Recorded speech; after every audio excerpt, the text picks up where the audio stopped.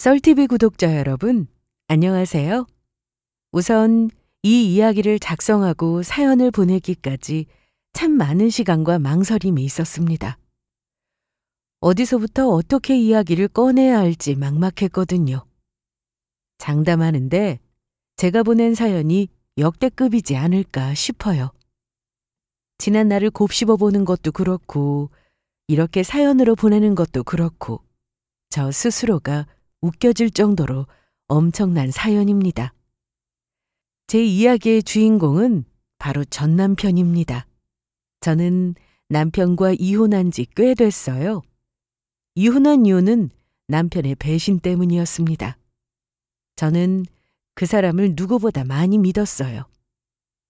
제가 가진 걸 내어주면서도 아깝지 않았고, 좋은 기회를 만들기 위해 노력했고, 더 좋은 사람이 되기를 바라며 항상 옆에서 응원했습니다.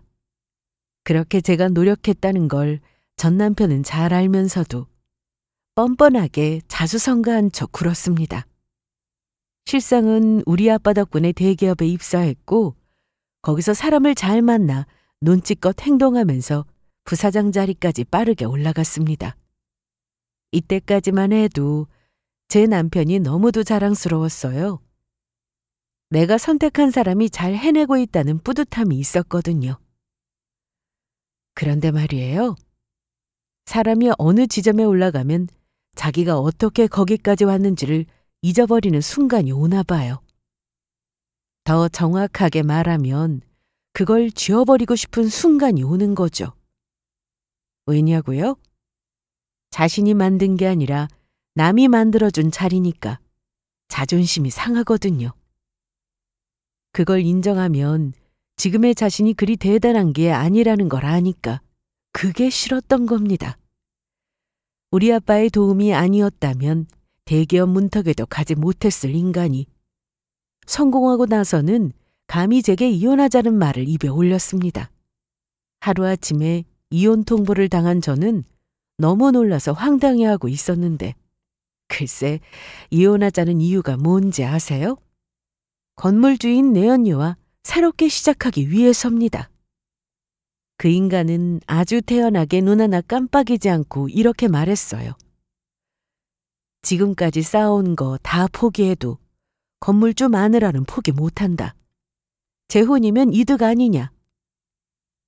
아주 쓰레기죠? 이 인간은 제 영혼을 산산이 조각내서 부수는 소리를 해댔습니다. 제가 그동안 해준 게 뭐였는지 어떤 마음으로 그의 성공을 함께 만들어 왔는지 단 한순간도 되짚지 않고 더 이득되는 여자를 만났으니 나는 이제 필요 없다는 거였어요. 저는 그 자리에 그대로 얼어붙은 채 아무 말도 못했고 이게 현실인가 싶었어요. 하지만 거기서 끝이 아니었습니다. 이 인간이 그렇게 목숨처럼 붙잡았던 그 건물주 상간녀라는 사람의 정체가 엄청난 반전이었거든요. 아마 여러분이 상상하는 것 이상일 거예요. 그 사람이 어떤 방식으로 무너졌는지, 그리고 제가 어떻게 그 모든 걸 보고도 참지 않고 통쾌하게 복수했는지 지금부터 제가 직접 들려드리도록 하겠습니다. 참고로 이건 단순한 불륜 이야기가 아닙니다. 사람을 수단으로 삼고 배신한 대가가 어떻게 돌아오는지를 보여주는 기록이고 교훈이라고 생각해요. 그러니 제 사연을 끝까지 읽어주시고 함께 해주세요. 우선 그 인간과 어떻게 만났는지 말씀드릴게요. 우리 둘은 대학 동기였습니다. 같은 캠퍼스, 같은 전공, 같은 조별과제에서 만난 평범한 사이였죠. 그런데 자주 마주치다 보니까 어느 순간부터 그 사람에게 자꾸만 눈길이 갔습니다. 남편은 화려한 외모도 유쾌한 성격도 아니었고 오히려 조용하고 무뚝뚝한 편이었어요. 그렇게 튀는 사람이 아닌데도 자꾸만 보게 되는 묘한 매력이 있더라고요.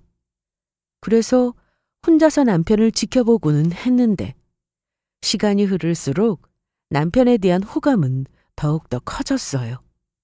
과제할 때 자료를 누구보다 꼼꼼히 준비해오고 모두가 미루던 발표 순서를 자청해서 하던 모습이 성실해 보였고 책임감 있어 보였습니다. 그래서 언제 기회가 되면 말이라도 한번 걸어볼까라고 생각만 하던 중이었는데 어느 날 새벽까지 도서관에 남아 공부하던 저에게 남편이 먼저 컵라면을 하나 건네며 이렇게 말하더군요. 이거 먹을래? 너 배고플까 봐. 하루 종일 밥도 안 먹고 공부만 하는 것 같아서. 별거 아닌 컵라면이었는데 그 순간 저는 이상하게 울컥하면서 이상한 감정을 느꼈습니다. 어쩌면 이때 남편에게 제대로 반한 것 같아요.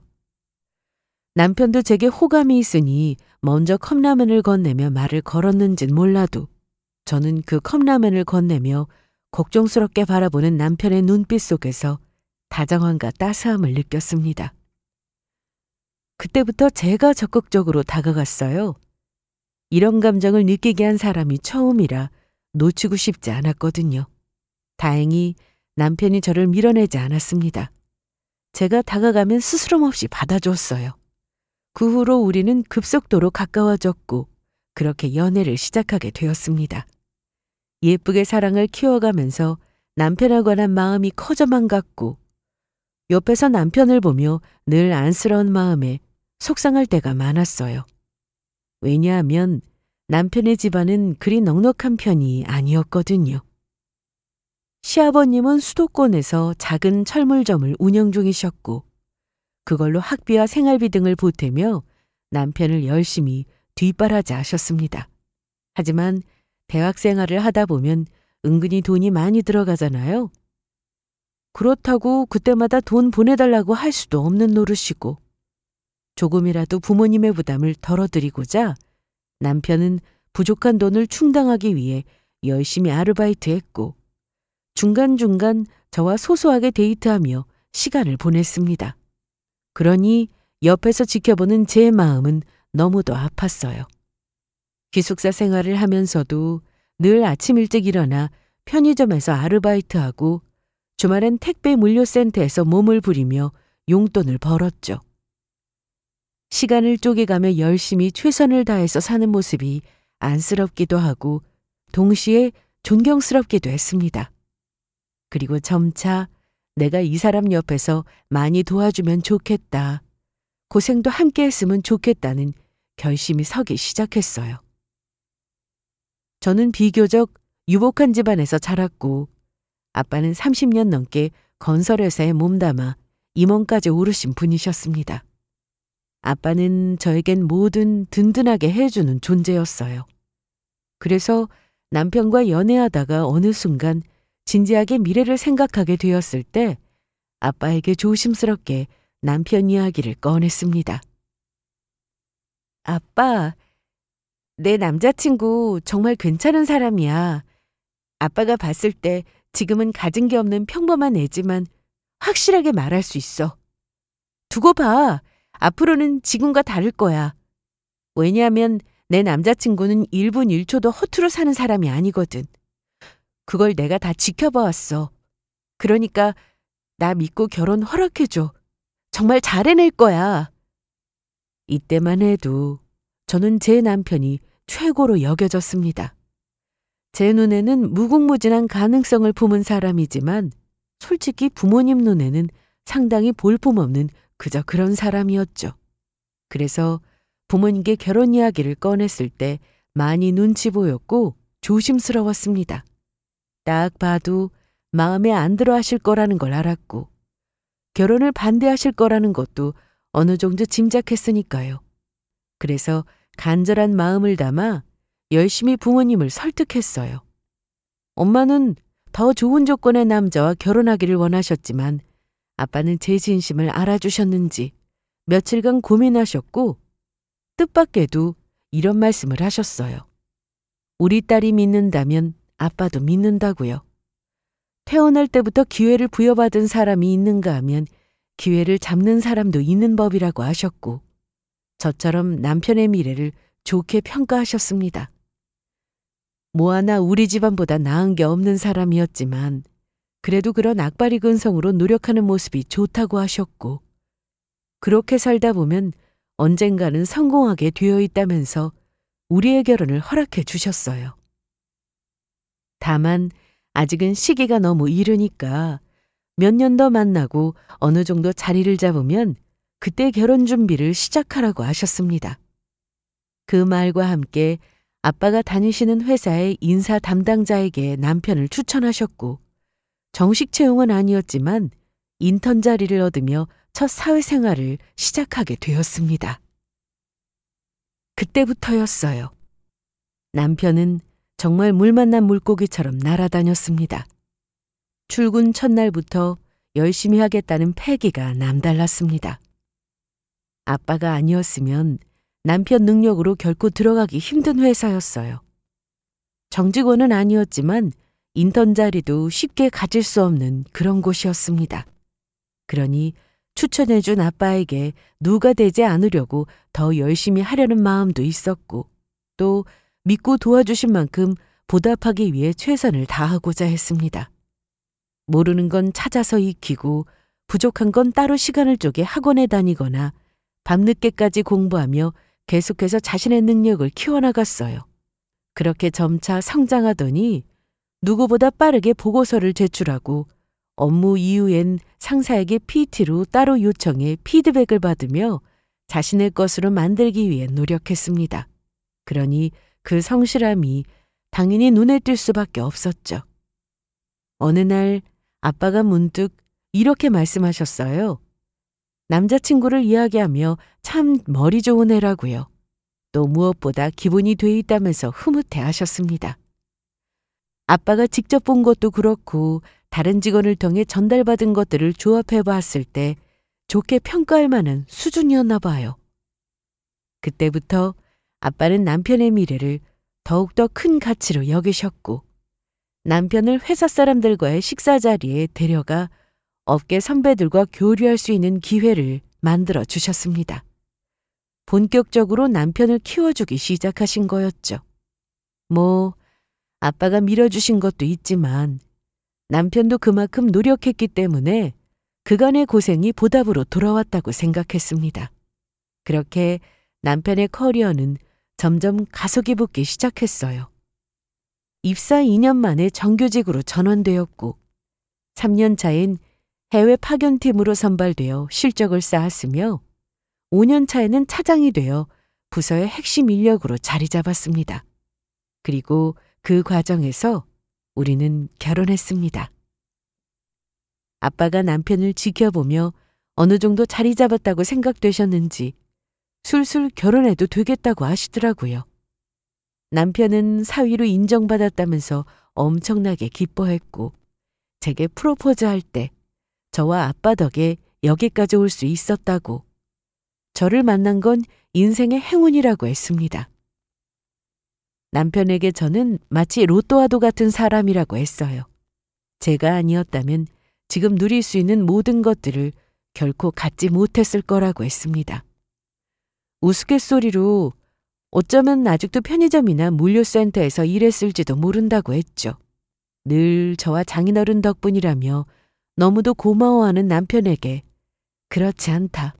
이 모든 게 다 남편의 능력으로 이룬 거라면서 우리는 서로에게 좋은 영향을 끼친 거라고 했습니다.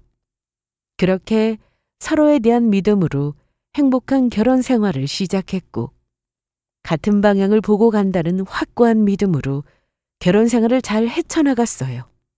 하지만 마냥 괜찮을 줄 알았던 결혼 생활에 점차 위기가 오기 시작했습니다. 어느 순간부터 남편의 태도가 조금씩 변해갔거든요. 회사에서 남편의 능력이 점차 향상되면서 중요한 프로젝트를 맡게 되었고 어느새 부장으로 승진한 남편을 보며 자랑스럽기만 했습니다. 이때까지만 해도 우리 남편이 정말 최고다. 성공할 줄 알았지만 이 정도로 빠르게 보여줄 줄 몰랐는데 정말 대단하다. 내가 곁에서 지켜본 남편의 진가를 세상도 이제 알아보는구나 싶었어요. 하지만 그건 제 착각이었습니다. 남편은 자신의 능력을 키우고 회사에서 인정받는 사람으로 성장하면서 다른 것도 키워나갔습니다. 바로 오만함이죠. 감사함은 사라지고 어느 순간부터 자아만 커지고 있었던 거죠. 솔직히 남편이 노력해서 인정받은 부분도 있지만 애초에 그 자리를 제공해 준 사람은 다 우리 아빠 덕이잖아요. 아빠가 아니었다면 결코 가질 수 없는 것들인데 그걸 잊기 시작하더니 자신이 잘나서 이루어진 거라 생각하는 듯 했습니다. 이걸 조금씩 느끼고 있었는데 결정적으로 언제 딱 알게 되었냐면 남편이 술을 진탕 먹고 들어온 날이었어요. 술김에 진심 어린 속마음을 이야기하더군요. 사람은 끌어주는 손이 있어야 하지만 그 손을 붙잡는 것도 능력이라고요. 그리고 기회를 잡고 이만큼 올라왔으면 이제는 자신의 방식대로 가야 한다는 식으로 이야기했습니다. 처음에는 그 말을 크게 받아들이지 않았지만 점차 옆에서 지켜보면서 남편의 변화되는 모습을 느끼며 그 말을 곱씹게 되었어요. 그리고 남편이 뱉은 말은 점차 현실이 되기 시작했습니다.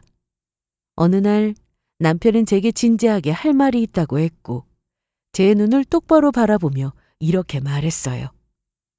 우리 이혼하자. 뭐? 당신 갑자기 그게 무슨 말이야? 이혼이라니? 갑작스런 이혼 통보에 저는 크게 충격받았습니다. 보통 이런 말을 하기 전에 전조 증상이 있잖아요. 부부 사이가 안 좋았다던가 뭐 그런 게 있어야 하는데 평소와 다름없었어요.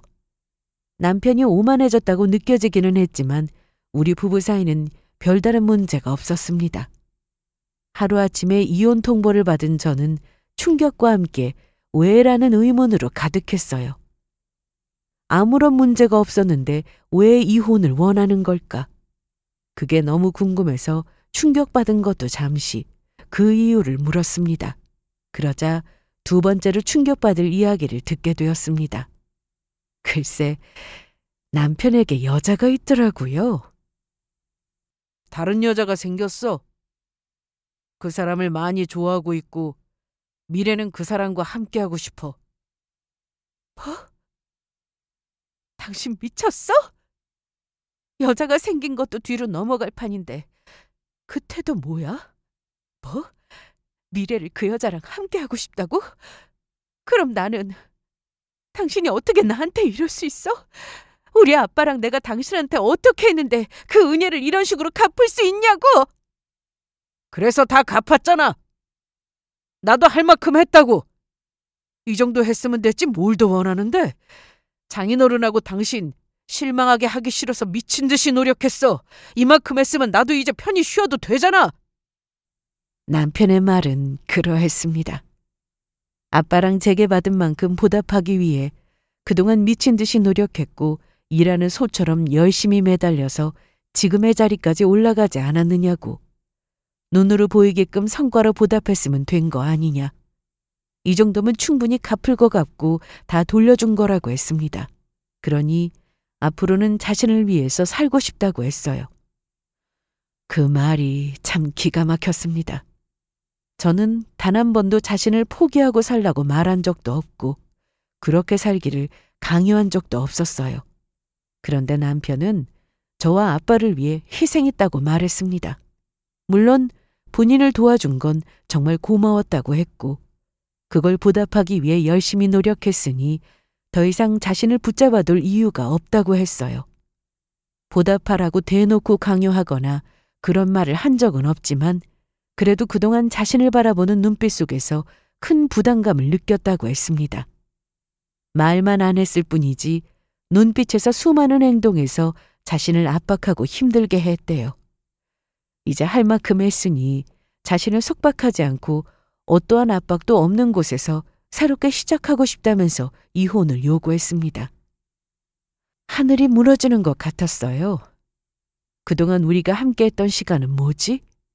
남편을 위해 노력한 나의 시간은 어떻게 되는 거지?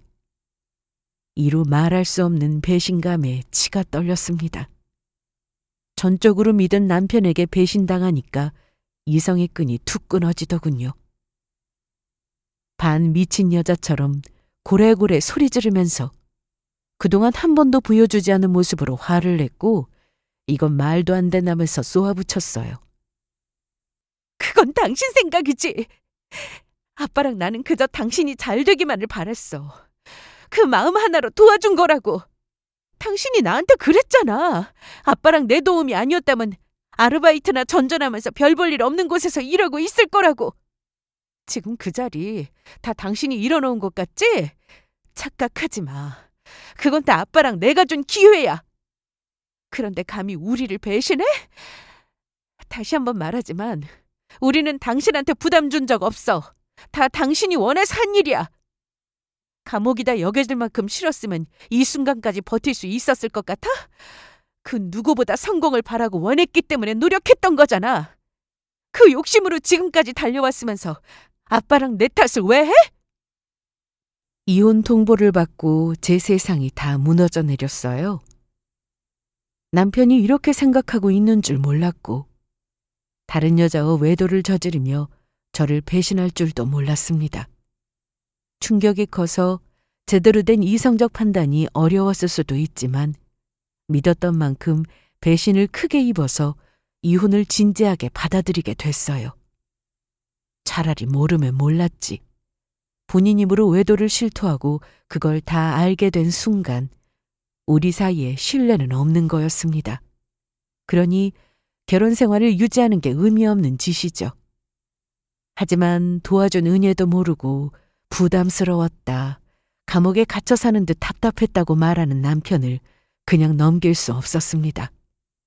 무엇보다 저를 배신한 그 파렴치함, 절대 용서할 수 없었어요. 그래서 네가 원하는 대로 이혼은 하겠지만 과정과 결과가 순탄하지는 않을 거라고 했습니다. 지금 이뤄놓은 모든 것들 다 포기하고 쫓겨나게 될 거라고 했어요. 그만한 각오가 되어 있으니까 내 언니랑 새롭게 시작하려는 거 아니겠냐고 했습니다. 그랬더니 남편은 조금도 당황스러워하지 않고 여유로운 표정을 유지하며 마음대로 하라고 하더군요. 자신이 이뤄놓은 것들 포기해도 괜찮으니까 마음대로 빼앗아가라고 했습니다. 아니, 아예 스스로 다 내려놓고 나가겠다고 했어요. 저더러 그냥 이혼만 해달라고 하더라고요. 기껏 고생해서 이뤄놓은 것들을 한순간에 거품처럼 만들 만큼 그 여자가 그렇게 좋은 건가 생각하니 미칠 노릇이었습니다.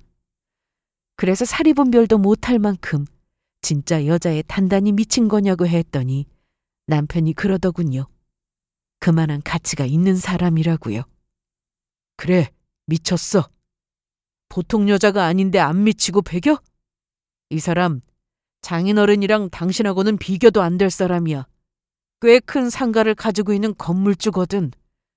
가만히 숨만 쉬어도 막 돈이 들어오고 돈방석에 앉아 떵떵거리며 사는 사람. 나를 지금보다 더 멋들어지게 만들어주고 더 높게 놀러나갈 수 있도록 만들어줄 수 있다고. 그 사람만 있으면 죽을 힘을 다해서 미친 듯이 일 안 해도 돼. 그래서 이혼하고 싶은 거야. 지금 가지고 있는 거 다 포기하고 이 사람이랑 새롭게 시작하는 게 더 이득이니까. 참 경악스럽죠? 이게 진짜 사람이 할 수 있는 말인가요? 우리 부녀 덕분에 올라선 자리에서 아빠를 버리고 나를 버린 한순간에 돈 냄새에 눈이 먼 사람. 그게 바로 제 남편이었습니다. 그 말을 듣고 제 안에서 무언가 산산이 부서졌고 바로 그 자리에서 저는 이 결혼을 반드시 끝내야겠다고 결심했어요. 하지만 결코 쉽게 끝날 생각은 없었습니다. 남편이 원해서 이혼하기보다는 이런 인간에게 제가 질려서 끝내고 싶었어요. 그러나 이혼할 때 하더라도 제가 할 수 있는 모든 걸 다 동원해서 똑같이 갚아주고 싶었습니다. 그래야 덜 억울할 것 같아서요. 남편은 본인의 잘못으로 이혼하는 거니까 모든 걸 다 내려놓고 나가겠다고 했습니다. 하지만 자신이 벌어놓은 모든 것들도 다 제게 넘겨주겠다고 했어요. 얼마나 대단한 건물주길래 열심히 일어놓은 것들은 포기하고 나가겠다는 건가 싶었습니다. 그래서 우선 알겠다고 했고 어떻게 하면 좋을지 생각해보고 이야기할 테니 기다리라고 했어요. 그리고 조용히 남편 몰래 그 건물주라는 여자에 대한 정체를 파헤치려고 했습니다.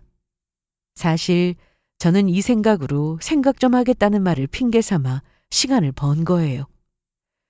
남편이 모르게끔 은밀하게 조사해야 할 것 같았습니다. 그렇게 남편은 제게 생각할 시간을 줬고 생각이 다 끝나면 이야기해달라고 했습니다. 최대한 제가 원하는 쪽으로 맞춰주겠다고 했어요. 저는 알았다고 했고 그 다음부터 남편의 내연녀에 관해 파헤치기 시작했습니다. 그리고 저는 엄청난 사실을 알게 되었어요.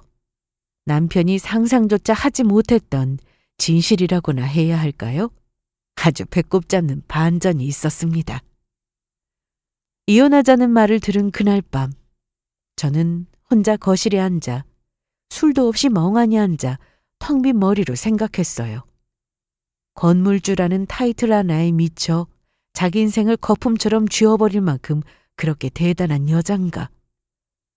엄청나게 궁금해졌습니다. 그리고 아주 조용히 하지만 철저하게 움직이기 시작했어요. 남편이 이혼을 통보하고 우리는 각방을 썼어요. 우선 작은 증거라도 확보하고자. 남편이 깊게 잠든 새벽에 엄지손가락을 슬쩍 가져다 대고 남편의 핸드폰 잠금을 풀었습니다. 남편 몰래 뒤져보니까 익숙지 않은 이름이 하나 있었고 둘이 나눈 대화를 대략 확인했는데 아주 가관이었습니다. 저 몰래 만나서 데이트하기 위해 시간 조율하는 내용도 있었고 일반적인 연인들처럼 꽁냥거리는 부분도 있었는데 진짜 역겨워서 혼날 뻔했습니다. 비상하는 내용을 참고 살펴보았는데 내연녀가 말하는 걸 보게 되었어요. 그런데 남편한테 자신을 믿어라. 자신과 함께하면 인생이 바뀐다는 식의 이야기를 계속하고 있었습니다. 처음에는 남편을 꼬시기 위해서 하는 말인 것 같았는데 나눈 대화를 읽다 보니 그런 게 아닌 것 같다는 생각이 들었습니다. 마치 가스라이팅하는 듯이 계속해서 최면을 거는 느낌이랄까요? 사진도 첨부돼 있었는데 대리석 로비에 서 있는 구두 사진, 엘리베이터 안 거울 셀카, 고급 자동차 옆에 기대선 인증샷 등등 온갖 화려한 액세서리와 있어 보이는 사진들이 눈길을 끌었습니다. 그걸 보고 저는 더욱더 이상함을 느꼈어요. 뭐 사람마다 다르겠지만 진짜 부자들은 이렇게 발악하듯이 과시하지 않거든요. 그런데 이 여자는 돈이 많다는 걸 엄청 티내고 싶은 듯 과시하는 게 보였습니다. 정작 건물을 소유하고 있다는 걸 증명할 수 있는 건 아무것도 없었어요. 심지어 자기 건물 간판 한 장 찍힌 사진도 없었죠.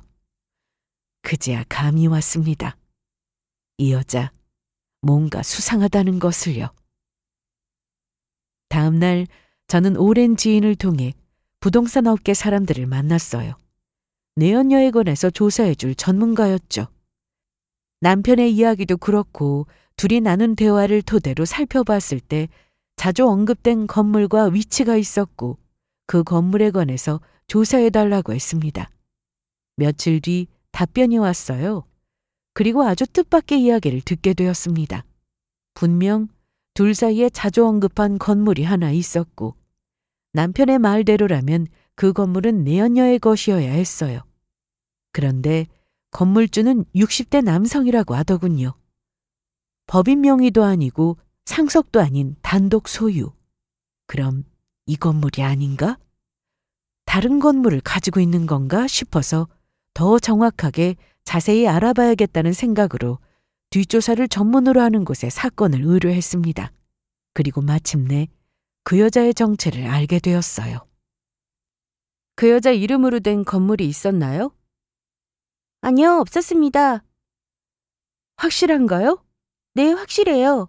혹시 몰라서 여러 번 확인했는데 단 하나도 없었어요. 그런데 조금 이상한 게 있어요. 소유하고 있는 건물은 없는데 그 여자 이름으로 올린 임대계약이 꽤 많더라고요. 임대계약이요? 네, 건물을 임대해서 또다시 사무실 단위로 재임대한 기록들이 다수 발견됐어요. 아무래도 건물주가 아니라 일종의 임대 브로커인 것 같은데요. 그것도 허락받은 정식 부동산이 아니라 비공식 재임대 같아요. 쉽게 말해서 사기와 비슷한 거죠. 사기요? 엄청난 반전이었습니다. 남편의 내연녀가 사기꾼이었다니. 그 여자는 건물주가 아니었습니다. 건물주인 척 사진 찍고 사람을 속이는 사기꾼이었어요. 그때부터 저는 그 여자의 SNS를 다시 들여다봤습니다. 혹시 몰라서 다른 계정이 있는지도 살펴봤는데 남편이 모르는 그 여자의 계정이 또 있더군요. 꼼꼼히 살펴보니까 딱 보였습니다. 그녀는 교활한 사기꾼이었어요. 과시하고자 하는 허세끼와 거짓말로 채워진 것들이 보이면서 만들어진 가짜 인생이라는 것을 알게 되었습니다. 그것도 모르고 제 남편은 홀딱 속아 넘어간 거예요. 아니 어쩌면 속고 싶었던 건지도 모르겠습니다. 그래야 자신이 선택한 선택이 현명해 보일 테니까요. 마음 같아서는 이 사실을 까발리고 남편과 그 내연녀를 저 바닥 깊숙이 매장이 시키고 싶었지만 이걸로는 제 분을 풀기에 만족스럽지 않았습니다. 이혼하고 빵 터트릴 생각이었고 증거를 박박 모아서 남편에게 보여주고 싶었어요. 그러던 중 뜻밖의 증거를 손에 넣었습니다. 내연녀의 SNS를 살펴보는데 자주 사진 찍었던 건물이 하나 있었어요. 그래서 그 건물의 진짜 소유자를 만나게 되었고 내연녀에 관해서 물어보니까 내연녀에 관해서 어느 정도 알고 있더라고요. 그러면서 어이없다는 듯 이렇게 이야기했어요. 하도 본인 건물 앞에서 사진을 찍길래 그냥 그런가 보다 하고 얼굴만 알고 있었는데 한 번은 자신의 건물인 척 쇼하고 다니다는 소문을 듣게 되었대요. 그래서 지인이 알려준 대로 SNS를 살펴보니 정말 자기 건물인 양 사진이며 글이며 잔뜩 올려놓은 걸 보게 되었다고 했습니다. 그리고는 대뜸 그 여자가 빌린 사무실 월세가 몇 달간 밀려서 쫓겨났다고 이야기하셨고 저는 그걸 놓치지 않고 파고들었어요. 그 말을 듣는 순간 속이 뻥 뚫린 듯 했습니다. 저는 증거물로 남기기 위해 진짜 건물주분과의 대화를 모두 녹취했어요. 그렇게 하나씩 모은 증거들이 어느새 수두룩했고 슬슬 이혼해야겠다고 생각했습니다. 나 생각 다 했어. 나 말고 다른 여자의 미친 남자를 내가 뭐하러 데리고 살아? 이미 신뢰가 깨진 마당에 억지로 결혼생활 유지하는 게 무슨 의미겠어. 그냥 끝나는 게 낫지. 하루빨리 이혼 절차 밟자. 대신 조건이 있어. 내가 원하는 대로 줄 거 주면 이혼해 줄게. 그래 알았어. 당신이 원하는 대로 다 해줄게. 다 버리고 몸만 나가라고 하면 그럴 준비도 되어 있고. 이런 말해서 미안하지만 그래도 고마워. 이혼하겠다고 해줘서. 나는 당신이 끝까지 이혼 못한다고 버티면 어쩌나 걱정 많이 했거든. 이혼해주겠다는 말에 남편의 얼굴은 활짝 피었습니다. 제가 어떤 마음으로 복수를 다짐했는지도 모르고 남편은 그저 이혼할 수 있다는 생각에 기뻐했어요. 저는 남편이 안도하며 웃는 모습을 똑똑히 봐두었습니다. 그리고 속으로 생각했죠. 웃을 수 있을 때 많이 웃어두라고. 곧 땅을 치며 후회할 날이 머지 않았다고요. 네가 그렇게 믿고 따라간 가짜의 끝을 똑똑히 보여줄 준비를 시작했습니다. 남편과의 이혼은 정말 빠르게 진행됐어요. 제가 혹시라도 마음을 바꿀까봐 적극적으로 협조해 주었습니다. 이혼의 책임은 전적으로 남편에게 있지만 남편이 모든 걸 다 포기하게 제게 넘겨주겠다고 해서 이혼은 수월하게 진행됐습니다. 그렇게 저는 받을 거 받고 이혼은 거의 마무리 단계로 접어들었고 저는 며칠을 고민했어요. 언제 어떤 식으로 내연녀가 사기꾼이라는 걸 알려줘야 가장 통쾌하고 잊을 수 없을지를요. 그냥 서류로 보여줄까? 아니면 직접 가서 고함이라도 질러줄까? 별의별 상상을 하다가 무너뜨리는 순간을 꼭 두 눈으로 봐야겠다는 결론이 났습니다. 자신이 어떤 어리석은 선택을 했는지, 얼마나 허영에 취했는지 두고두고 기억에 남을 수 있으니까요. 마지막을 코앞에 남겨둔 시점에서 저는 남편에게 그 여자가 진짜 믿을 만한 사람인지 확인할 수 있도록 자리를 한번 마련해 달라고 했습니다. 그 말에 남편은 머뭇거리면서 당황스러워했어요. 그냥 도장 찍으면 끝인데 뭐하러 내 언녀를 만나려고 하나 이상하게 보더라고요. 그래서 오해할 거 없다고 했습니다. 만나서 머리끄덩이 잡고 난리칠 생각 없고 그냥 얼마나 대단한 여자이길래 당신이 홀딱 빠져서 버리고 갈까 그냥 궁금해서 그렇다고 했어요. 또 이혼하는 마당에 내 언녀 얼굴 한 번은 볼 수 있는 거 아니냐고 했죠. 이혼을 결심하고 나서 남편에 대한 어떠한 마음도 없고 좋게 끝내고 싶다고 했어요. 비록 나를 배신했지만 사람인지라 그럴 수 있는 거 아니냐고 이해한다고 했어요. 그랬더니 남편은 알았다고 했고 저는 일부러 내 언녀가 자기 건물이라고 거짓말하는 곳에서 보자고 했어요. 그렇게 내 언녀를 한번 보기로 약속을 잡고 저는 속으로 재미있을 순간을 기대하며 기다렸습니다. 그날 저는 제 지인 중 하나인 현직 부동산 전문 변호사와 함께 그 자리로 향했습니다. 딱딱한 정장 차림에 한 손엔 봉투 하나를 들고 약속 장소로 향했어요. 도착하니 남편은 이미 나와 있었고 그 옆에 내 언녀가 앉아 있었습니다.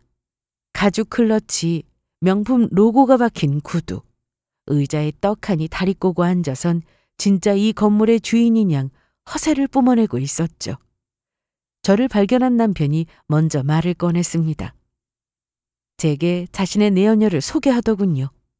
이렇게 인사하는 게 조금 그렇지만 그래도 잘 끝나가니까 처음이자 마지막이라는 생각으로 자리를 마련한 거라면서 내연녀를 소개했습니다.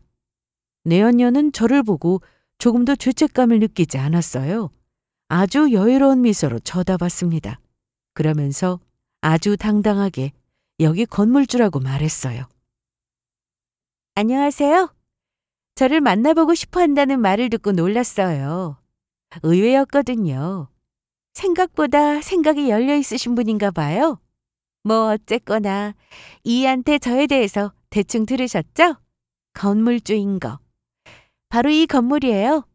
이혼하면서 이 사람 재산이며 뭐며 싹 다 가져가셨다던데. 괜찮아요. 보다시피 돈은 저에게 차고 넘치니까요. 그래서 제가 다 주고 오라고 했어요. 내연녀는 가증스럽게 웃어댔습니다.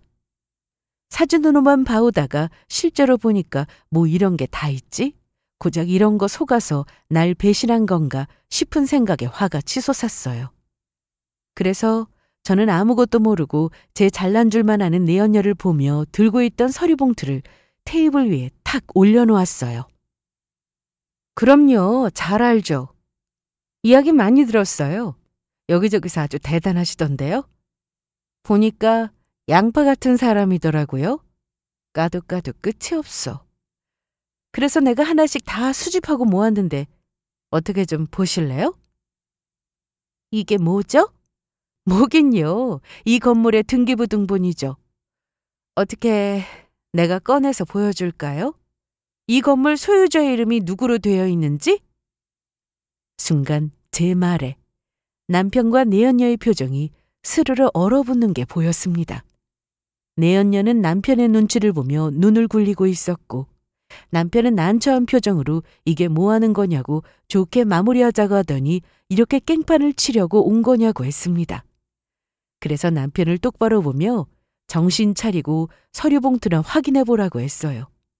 남편은 보나마나 내연녀의 건물인데 보기는 뭘 보냐고 했고 저는 나중에 알아서 후회하지 말고 그냥 지금 확인해 보는 게 좋을 거라고 했습니다. 그냥 확인만 해보는 건데 나쁠 게 뭐 있냐고 했죠. 제 말에 남편은 내연녀의 눈치를 살피면서 볼까 말까 망설였고 내연녀는 그런 남편을 째려보며 보기는 뭘 보냐고 보나마나 이 건물은 내 건데 확인할 필요가 뭐 있냐고 혹시 본인을 못 믿는 거냐고 큰 소리 쳤습니다. 내연녀의 호통에 남편은 그런 게 아니라면서 내연녀를 진정시키려고 들었어요. 그래서 하는 수 없이 제가 직접 봉투를 열어서 안에 내용물을 꺼냈습니다. 그리고 거긴 분명히 적혀 있었어요. 내연녀의 이름이 아닌 다른 사람의 이름이요. 실제로 이 건물을 소유한 사람의 이름 말입니다. 그걸 남편 눈앞에 딱 들이밀고 보여줬더니 남편은 순간 이게 뭐지? 자신의 눈이 어떻게 잘못됐나 생각이라도 했는지 눈을 비비더니 다시 한번 서류를 확인했습니다. 이상하다. 이게 왜 다른 사람의 이름으로 되어 있지? 남편의 말에 내연녀는 표정을 찡그렸고 남편은 서서히 고개를 돌려 내연녀에게 해명을 요구하는 눈빛으로 쳐다봤어요. 내연녀는 그런 남편을 무시하며 다른 곳을 응시했습니다. 그렇게 아무 말도 안 하고 있자 남편은 더욱더 의심스러운 눈빛으로 내연녀를 보며 이렇게 말했습니다. 이게 뭐야? 뭐 어떻게 된 거야? 설명 좀 해봐. 이 건물 당신 거라고 했잖아. 그런데 왜 이름이 다른 건데, 어? 뭐라고 말 좀 해봐. 아니지? 뭔가 잘못된 거지? 그게 잠깐 명의만. 명의? 잠깐 명의만 빌려줬다는 거야? 아, 자세히 좀 이야기해봐. 답답하게 왜 이래? 너 내 앞에서 몇 번이나 이 빌딩 네 거라고 했잖아. 이거 말고도 다른 건물까지 해서 총 3채 있다며? 남편은 내연녀에게 정확한 답을 요구했지만 내연녀는 어떠한 말도 제대로 하지 못하고 얼버무렸습니다.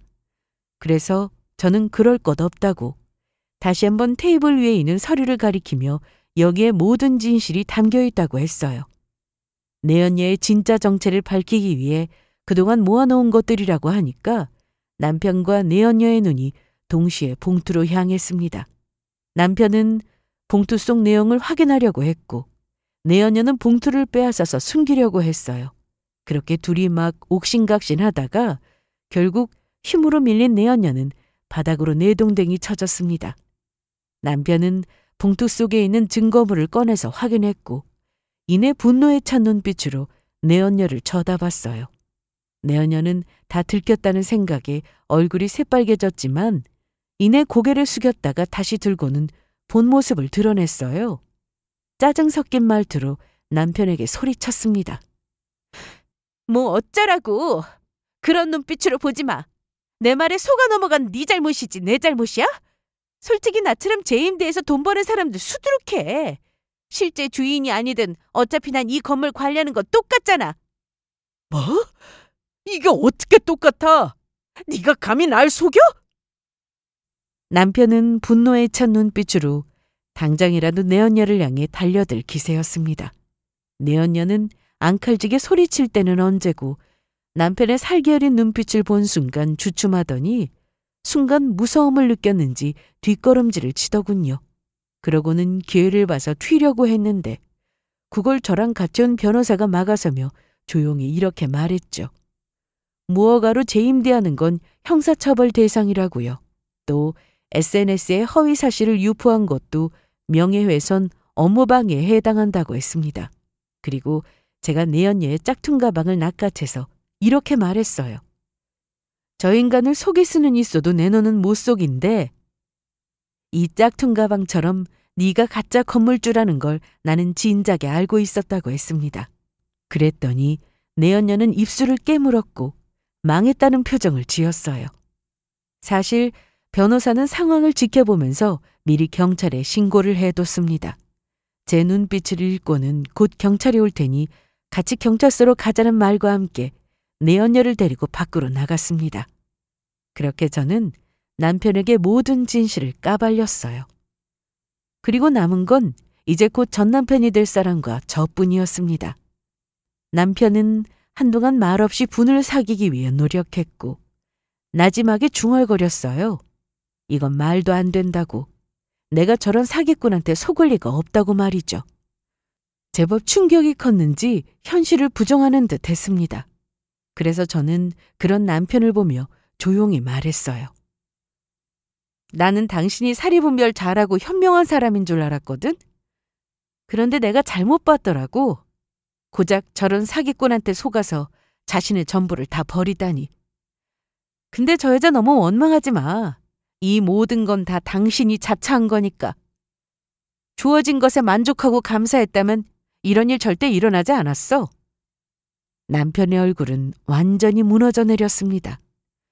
자기가 잡은 줄 알았던 동아줄이 사실은 썩은 동아줄이었다는 걸, 손에 쥔 게 황금이 아니라 도금 벗겨진 쓰레기였다는 걸 깨달은 눈빛이었죠. 저는 그런 남편의 모습을 한동안 바라보며 만족스러운 웃음을 지었습니다. 이날만을 위해 무너지지 않고 칼을 갈았어요. 오만하던 남편이 한순간에 무너지는 모습을 볼 수 있어서 참 좋았습니다. 저는 남편이 일어나지 못하도록 마지막 일격을 가했어요. 곧 이혼 처리되니까 오늘부터 당장 나가라고. 네가 쓰던 물건은 모두 집 밖으로 내놓겠다고요. 그러자 남편은 울먹이며 뒤돌아서 가려는 제 바짓가랑이를 붙잡았습니다. 그러고는 미안하다며 싹싹 빌더군요. 우리 다시 생각해 볼 수 없을까?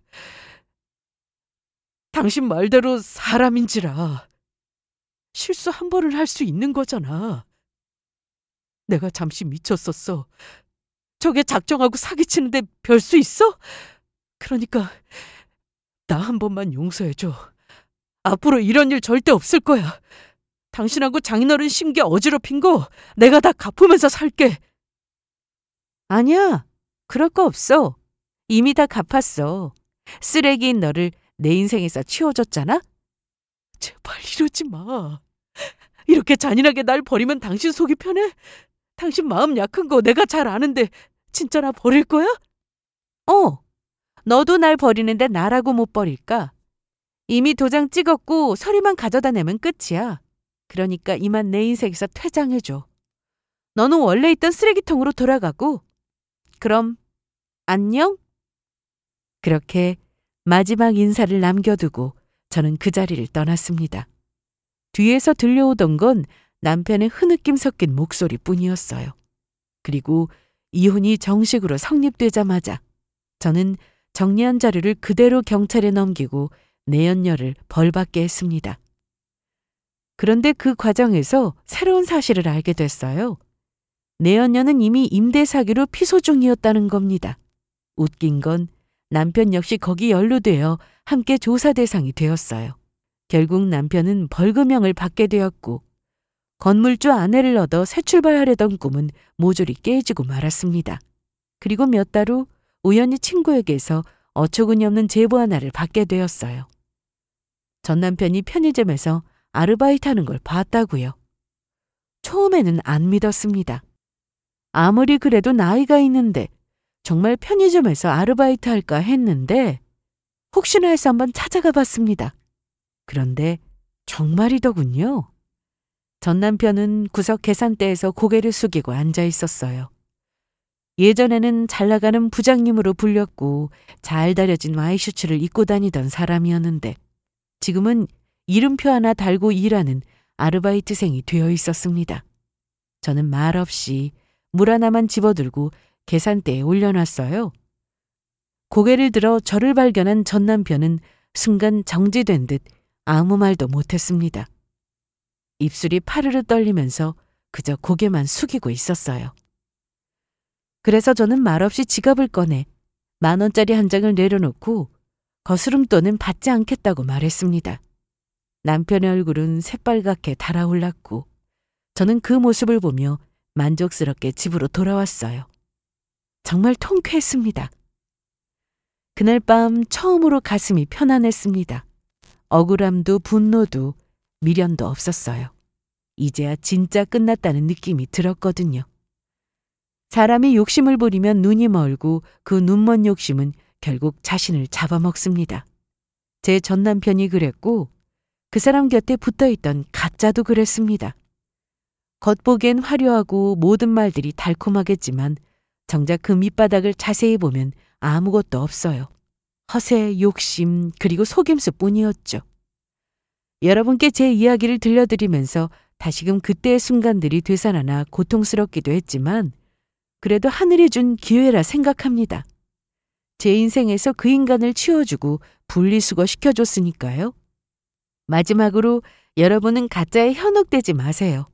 가짜는 언젠가 반드시 무너지고 진짜는 조용히 자기 자리를 지키는 법입니다. 그럼 지금까지 저의 긴 사연을 들어주셔서 감사합니다.